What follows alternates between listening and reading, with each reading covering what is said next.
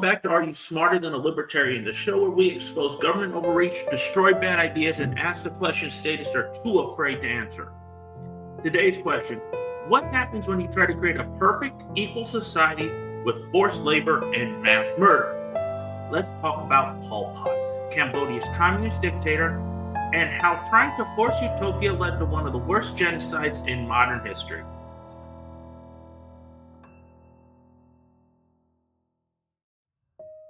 Let's go back in time. The year is 1975. America is pulling out of Vietnam and Southeast Asia is in chaos.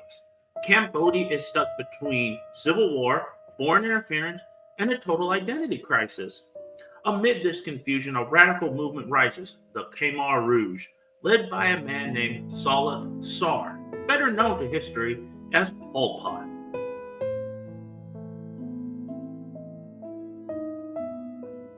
Pol Pot studied in France in the 1950s, where he became obsessed with Marxism, especially the hardcore Stalin meets Mao variety.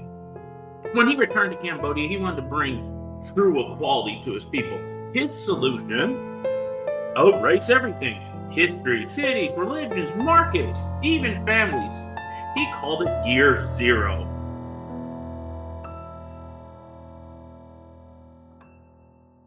In April 1975, Pol Pot's Khmer Rouge marched into Thien Van.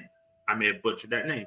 At first, people celebrated thinking the war was over, but within hours, the regime began forcing people out of the city.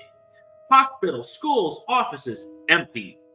If you were mid-surgery, too bad, you're headed to the rice fields.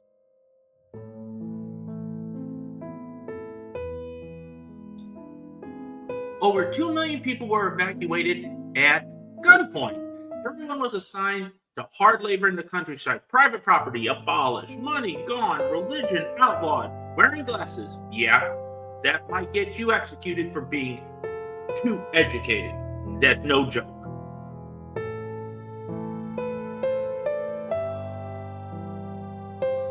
Pol Pot believed cities were corrupt and capitalism was evil.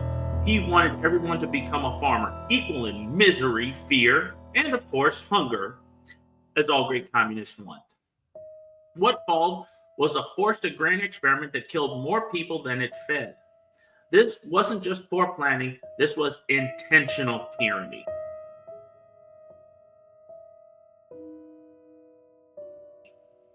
If you questioned the regime or looked like someone who might, you were sent to S-21 prison, where torture and death were guaranteed. Only 12 known survivors out of over 14,000 people. That's not socialism gone wrong. That's socialism doing exactly what it promised, controlling everything, including who gets to live.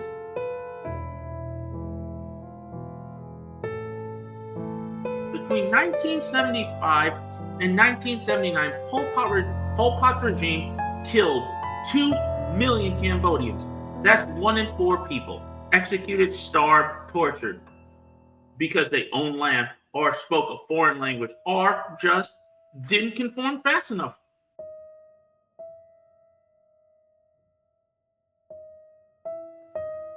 Ironically, though, it wasn't the US that ended the Khmer Rouge, it was communist Vietnam.